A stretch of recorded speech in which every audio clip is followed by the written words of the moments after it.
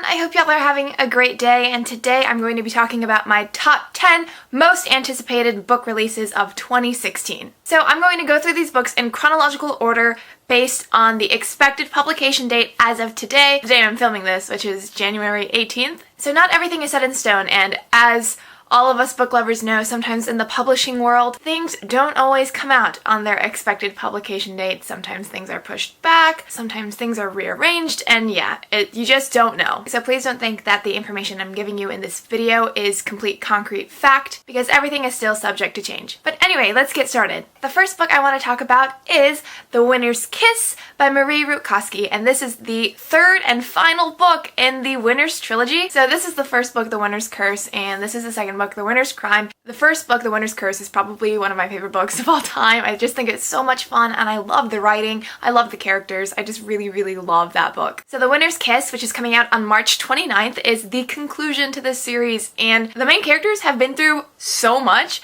They've gone through so much pain. I just want them to have a happy ending finally.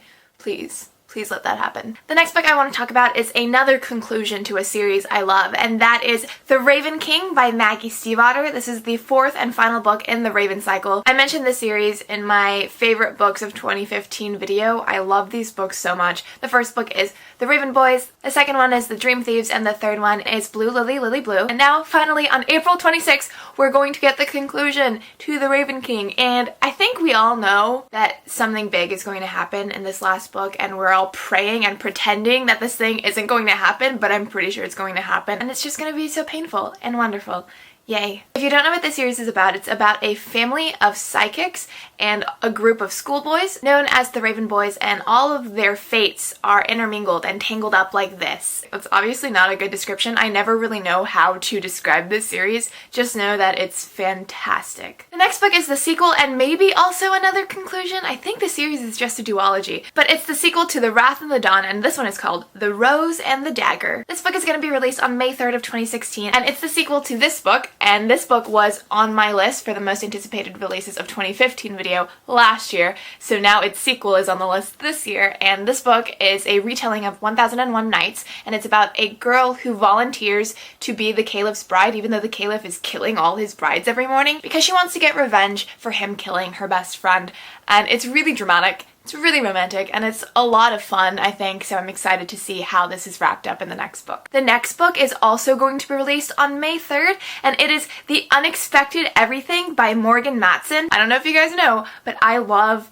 Morgan Matson. I love Morgan Matson so much. I think her books are fantastic. She's written Amy and Roger's Epic Detour and Second Chance Summer and Since You've Been Gone, and all three of those books are so good, but my favorite is definitely Since You've Been Gone. So this is her new book coming out this year on May 3rd. It's another contemporary book that's set in the summer. The summary on Goodreads for this book is so vague. I've read it like 3 times and I still don't really understand what this book is actually about. But basically, this girl has a dad who's a politician, and I'm assuming there's some political scandal. All I know is that she has to walk a lot of dogs, and there's gonna be a nice boy, and I'm sure a lot of self-discovery and great beautiful words, because this is Morgan Matson. I'm so excited for this book. I've seen some people have ARCs of it on Twitter, and I want to cry buckets of tears because I want to be one of those people. The next book is also released on the same day as The Rose and the Dagger and The Unexpected Everything. Apparently May 3rd is just going to be just an explosion of amazing books coming out, and it's going to be crazy, and my wallet is going to sob. But it is The Hidden Oracle by Rick Riordan. I can't choose just one most anticipated release of 2016,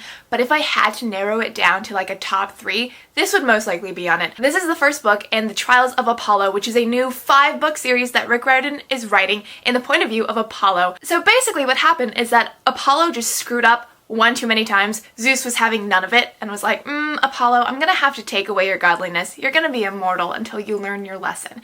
So Apollo is turned into a human, and he has to hang out and fight with demigods so that he can finally get into Zeus's good graces again and become a god again. And Rick Riordan has said that in this 5-book series, you're going to see all of the main characters from the Heroes of Olympus, which is so exciting, but mainly I'm just excited about seeing Percy and Annabeth because, hello, it's Percy and Annabeth. I mean, we see a little bit of Annabeth in The Gods of Asgard, but it's just not enough. I've already tweeted this, but for those who don't follow me on Twitter or for those who didn't see it, I'm just gonna say it again. But I was thinking about The Trials of Apollo, and Apollo is going to be like a teenage boy, right? And he's gonna go to Camp Half-Blood.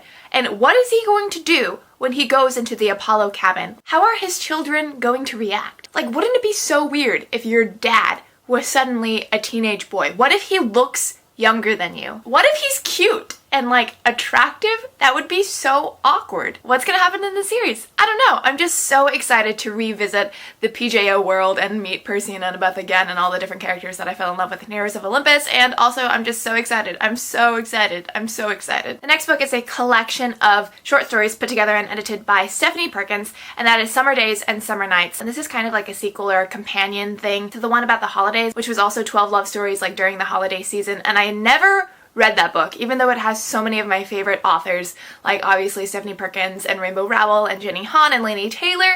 I don't know why I haven't read it, but this one I just have to read because one of the authors in this anthology is Veronica Roth, and Veronica Roth, if you don't know, is my queen, and if she's writing something, I have to read it. And maybe I won't buy this book right away, but you can bet that I will be in that bookstore and I will be reading Veronica Roth's story. Even if it's the only story that I read from that book, I will read it. Veronica Roth, what are you doing? Just release your space opera book already. I need to read it. The next book is unique on this list because it's the only book by an author that I haven't read before, and it's called Enter Title Here by Rahul Kanakia. It's being released on August 2nd, 2016, and it's a contemporary book, and I love contemporary books. I'm so excited about this book. And like I said in last year's most anticipated releases video, I'm not often excited about books by authors I haven't read, but this one just sounds so appealing to me. First, it's written by a diverse author, which I love, and second, it's about a girl who's in high school and she is a go-getter. She is an overachiever. She just wants to get into a good college. And so to make her application like unrejectable, she's like, I'm gonna become a published author and that'll get me into college. She writes a book and she's obviously very formulaic, so she has all of this stuff set out and she's gonna base it on like her own experiences, her own life. So she's planning to like be friends with this person and date this boy, and she already has the ending in mind, but things aren't gonna go as planned, and so along the way she's gonna learn like a bunch of truths about life probably, but it just sounds so good and relatable and I love it. I love the concept of it so much. It just sounds so unique to me and I have such high hopes for it, so I really hope the book meets them. The next book is Strange the Dreamer by Laini Taylor, which is the first book in a new Laini Taylor series, and again, like with the unexpected everything, the summary on Goodreads tells me like nothing. Honestly, I don't even really care what it's about. All I know is that it's by Laini Taylor, and so I want to read it. Laini Taylor, if you don't know, is the author of the Daughter of Smoke and Bone trilogy, which is one of my favorite series of all time. I think it's such a gorgeous, wonderful, unique series, and the way Laini Taylor writes makes me want to cry. She has such a gorgeous writing style. It's absolutely beautiful. And I'm just really pumped for this book because I have a lot of faith in Laini Taylor. It's coming out September 27th. I wish I had more information about it, but I don't. But just know that I'm excited and I hope you are too. And the next book is The Hammer of Thor by Rick Riordan, which is the second book in Rick Riordan's Norse mythology series called Magnus Chase and the Gods of Asgard. The first book was The Sword of Summer, and I read that in 2015 and I reviewed it and I really enjoyed it. So this is the sequel and it's coming out October 4th of 2016. I'm guessing by the title that the kids are going to have to retrieve the Hammer of Thor because Thor lost it because he's an idiot. Thor, get yourself together, honestly. And finally, the last book I'm going to mention is Heartless by Marissa Meyer, which is going to come out on November 8th of this year. This is another fairy tale retelling. If you don't know, Marissa Meyer is the author of the Lunar Chronicles, so she wrote Cinder, Scarlet, Cress, Winter, and Fairest, and I've only read Cinder and Scarlet, but I enjoyed those, and this one sounds really interesting to me. It's not so much a retelling as just a telling of a story from Alice in Wonderland. It's about the Queen of Hearts, I'm pretty sure, and I think she's supposed to get married to some king, but she falls in love with the jester instead.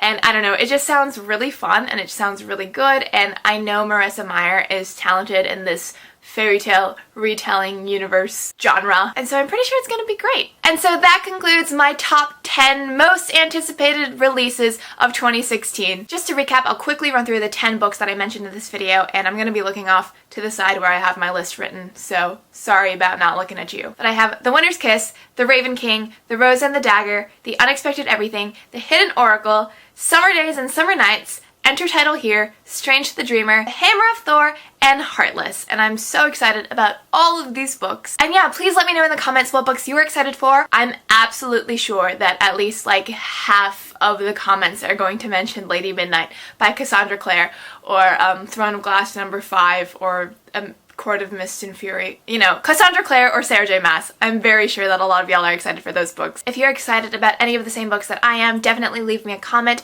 and we can anxiously anticipate these book releases together. Thanks so much for watching. I hope y'all have a fantastic day and happy reading.